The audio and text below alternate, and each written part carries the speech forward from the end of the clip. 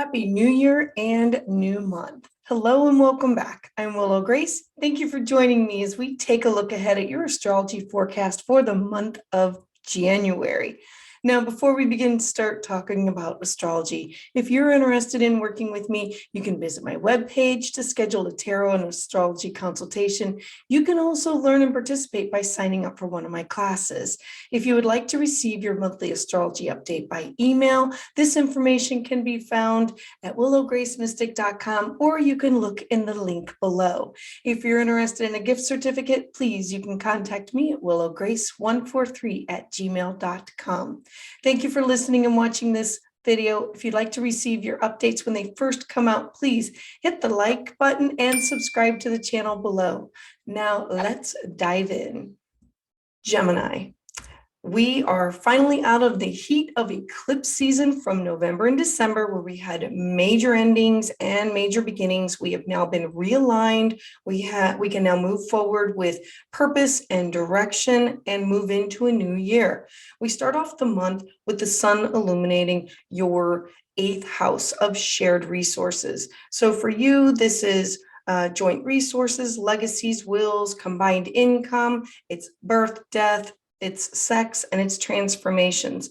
The entire month is going to have the theme of Sagittarius, Capricorn, and Aquarius energy. Sagittarius topics include immigration, international business, travel, languages, foreign people, foreign things, teaching, learning, education. These will all be front and center. Capricorn topics include employment, career, life purpose, father figures, and bosses.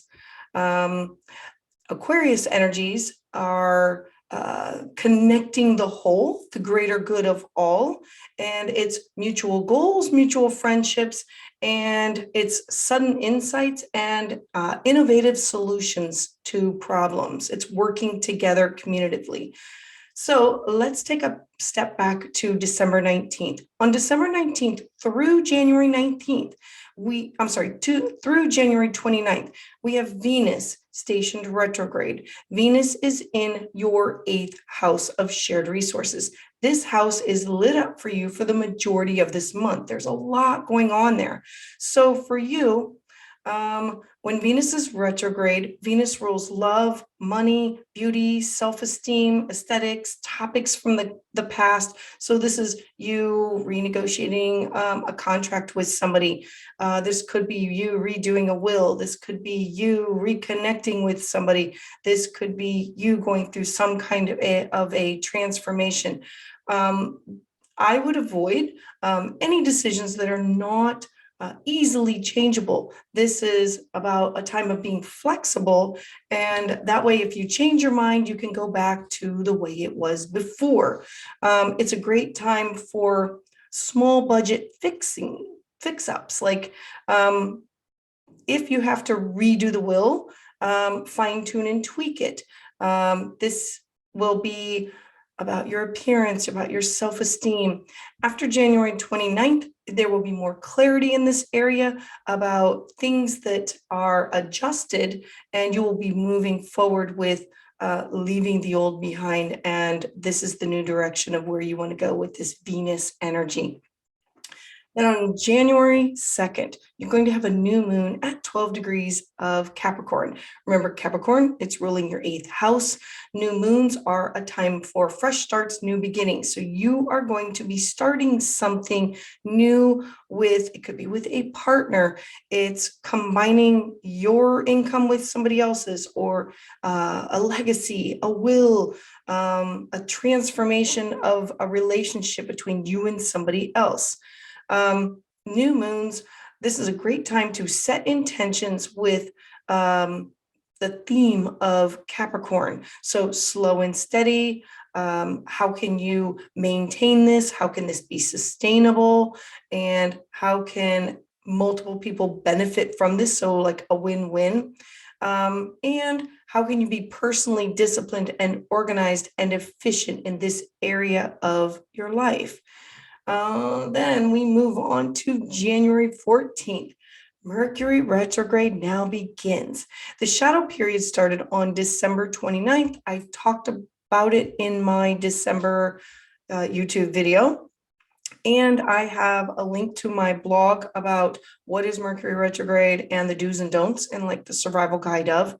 So when Mercury is in its retrograde cycle, all types of communication, travel, technology, they become susceptible to disruption, being late, the missed phone call. So since this is in your house of legacies and wills and contracts, this is you. Like it's important that you don't start it if you don't have to, or what was started on January 2nd, you're going to go back and fine tune and tweak it. Whatever you're doing, this is about a slow and steady development. So you'll have a clear intention of what you expect when you end. Normally with Mercury retrograde, you have this new moon that you began, and then the retrograde comes in to say, that's all fine and dandy, but now you got to go back and fine tune and tweak it.